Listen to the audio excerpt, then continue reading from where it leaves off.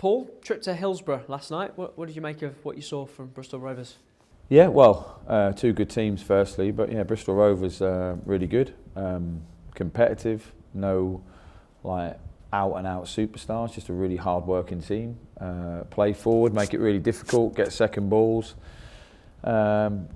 Stopped Sheffield Wednesday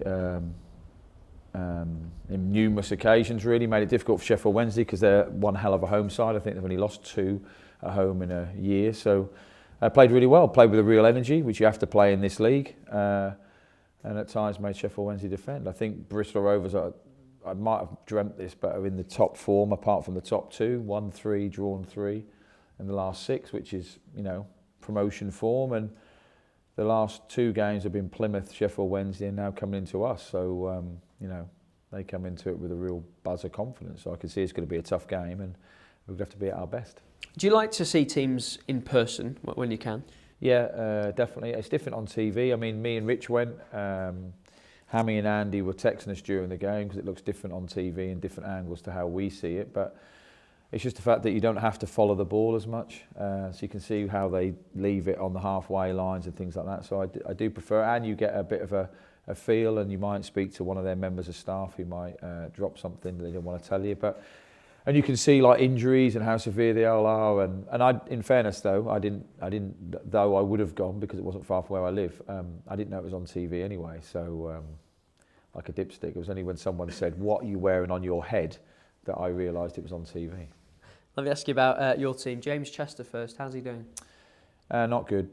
Prognosis with him is pretty disastrous. I think I was told Tuesday night after I did the press that he could potentially be out for 2 months. So we're going to have to, I don't know that officially, if you know what I mean. So I might get told in 10 minutes, no, it's not as bad as we first thought. But they sort of give me the bad news, then soften it with good news today, hopefully. But I don't know the extent. I will find out that today. How complicated, how difficult are the injuries starting to make things for you? Yeah, not great, not great. I mean, I obviously, and I'm not going to hoop on about it, but it is a concern, quite obviously. Like 4 of our starters are now out of the team of a pretty small squad, and anyway, so yeah, it is a problem. But I suppose, obviously, every day that goes by, as long as we don't lose any more, we're closer to getting some back. So, especially, and it's always the way when players are injured, they always seem better than what they were.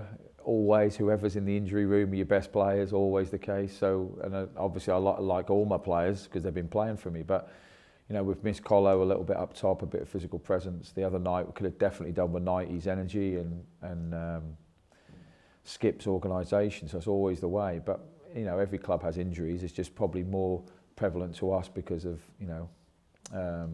what we're trying to achieve and, how the season started with the size of the team and the squad, which is not a criticism, it's just where we're at. So we just have to get the lads up for the game Saturday and hopefully perform at a level that gives us a chance to win, and that's all we can do at the moment. We're making incremental steps, hopefully, behind the scenes, and but the team, the club are judged by what they do on a Saturday, I know that, so hopefully we can put a performance on.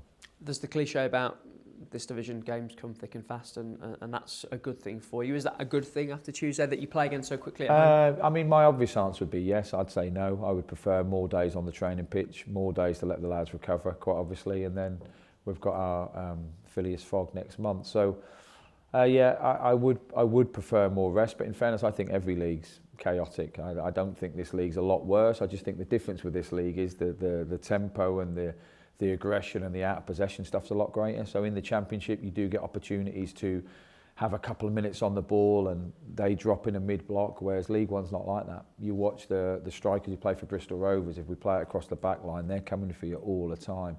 And that's where I think the difference is. It's not so much the amount of games, it's the intensity within the games, which is the problem.